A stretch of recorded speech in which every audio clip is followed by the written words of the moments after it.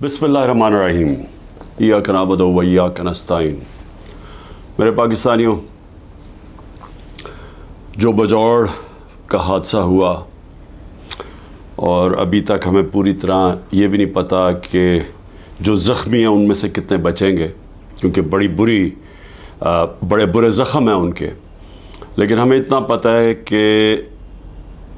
50 पाकिस्तान के शहरी शहीद हो चुके हैं और इसका जो फॉल आउट है, मैं उसके ऊपर आज बात करना चाहता हूँ कि इसके जो असरात सारे पुराना कबायली इलाका और उसके बाद पख्तूनख्वा के अंदर जो असरात जा रहे हैं, मैं उसके ऊपर बात करना चाहता हूँ। हमें यह पता चल गया है कि ये जो हमला हुआ था, ये जो बम धमाका, दहशतगर्दी जो हुई थी, ये आइसिल ने की थी, जो दाइश जिसे कहते हैं, ये टीटीपी ने नहीं की थी। और इसके ऊपर चंद दिन पहले अमेरिका का सदर जो बाइडेन ने कहा कि जो सबसे बेहतरीन तरीके से आइसिल का मुकाबला कर रहे हैं वो है तालिबान गवर्नमेंट। यानी वो प्रेसिडेंट जो इनका मुखालिफ है अफ़गानिस्तान के तालिबान हुकूमत का, उसने अमेरिका में बयान दिया है कि जो इस वक्त जो दहशतगर्द ग्रुप है आइसिल, इसका जो सही माने में इस वक्त जो उसको ख़त्म कर रहे हैं वो है तालिबान गवर्नमेंट। अब मैं ये इसलिए आपके सामने कह रहा हूँ कि मैंने आज एक बयान पढ़ा है जिससे मुझे खौफ भी है और मुझे हैरत है कि हमारे मुल्क में किस तरह के लोग ऊपर ला के हमारे मुसल्लत किए गए हैं जनरल बाजवा ने। क्योंकि अब तो वाज़ेह हो गया ना, फिर से मैं याद करा दूं कि जो ख्वाजा आसिफ ने बयान दिया है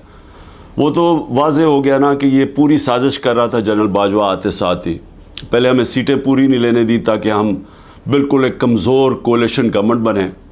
और उसके बाद आते साथ ही हमारे गिराने के प्लान बन गए थे।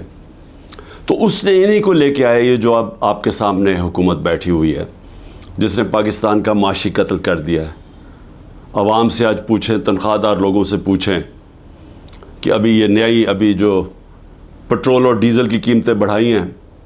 सवाल इनसे पूछें कि हमारे दौर में तो तेल इंटरनेशनल मार्केट में $110 बैरल पे पहुंच गया था और अब वो $80 या उससे कम है। तो हम ₹150 लीटर पे दे रहे थे, तो आज ये हर वक्त जो कीमतें बढ़ती जा रही हैं 270 पे पहुंच गई हैं। क्या वजह है इसकी?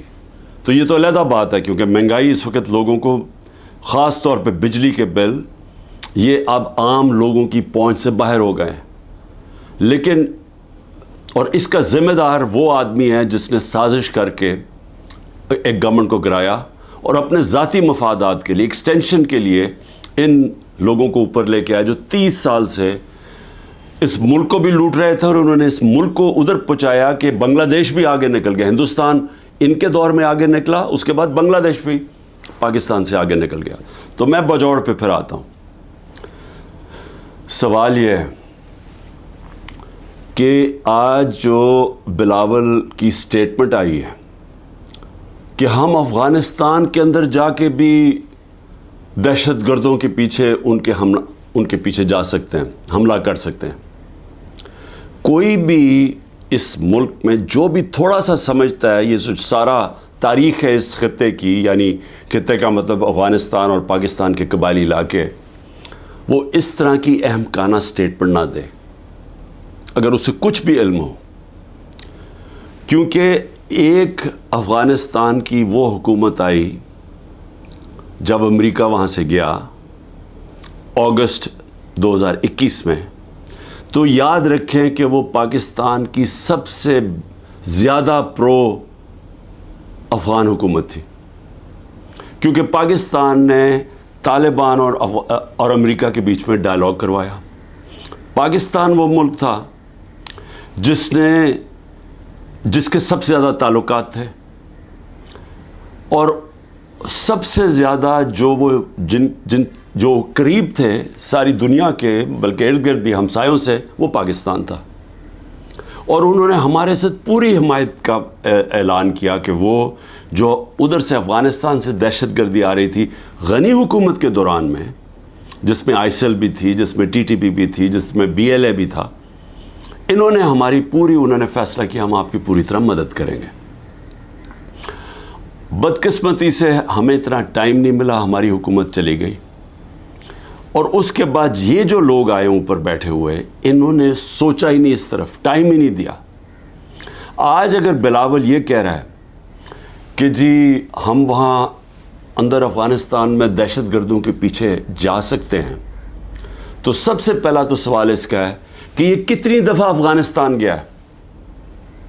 ساری دنیا کے چکر مارے، کسی فورن منسٹر نے اس ملک کا اتنا پیسہ نہیں خرچ کیا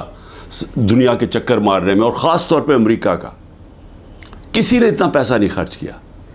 ایک دفعہ بھی یہ کابل گیا جب کہ ہمارا 2500 کلومیٹر کا بارڈر ہے، اور جب کہ ایک نئی حکومت آئی تھی جو پرو پاکستان تھی، جو غنی حکومت تھی، وہ پرو انڈیا تھی۔ میں نے کانفرنسز کے اندر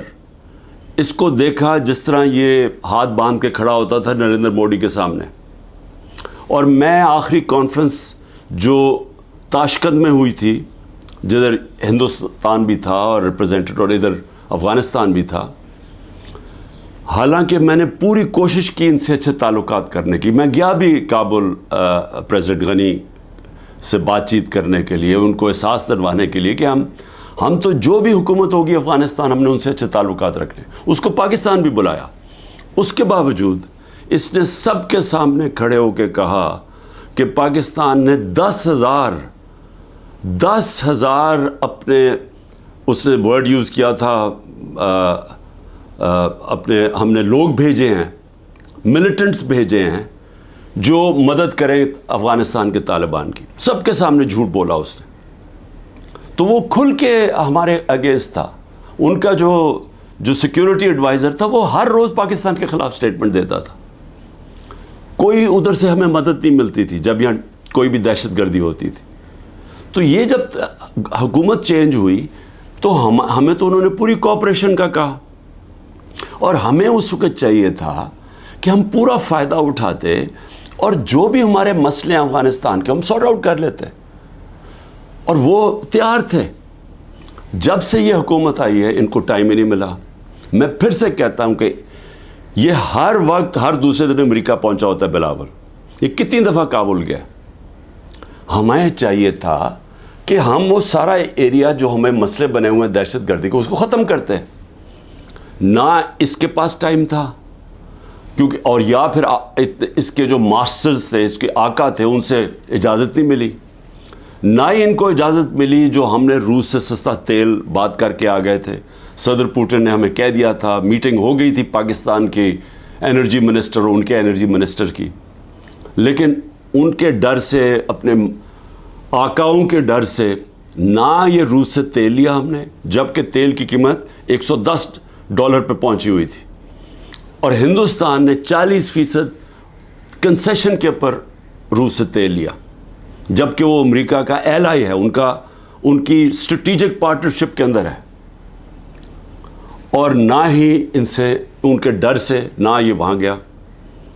اس کا آج یہ نتیجہ کیا ہے؟ نتیجہ یہ ہے کہ ہمارے آج وہ تعلقات ہیں کہ ہم ادھر پہنچ گئے ہیں کہ ہم افغانستان کو اب یہ جو حملہ ہوتا ہے ہم ان کے اوپر ڈال رہے ہیں۔ ہم نے صحیح معنی میں کوشش کی نہیں اس وقت کہ ہم یہ اب جو ٹرانزیشن ہے اس کا فائدہ اٹھاتے ہوئے، ایک وہ حکومت جو ہمارے خلاف نہیں ہے، ہم اس کا فائدہ اٹھاتے ہوئے اپنے یہ مسئلہ حل کر دیتے، اور میں آپ کو یقین دلاتا ہوں کہ یہ مسئلہ حل ہو سکتا تھا۔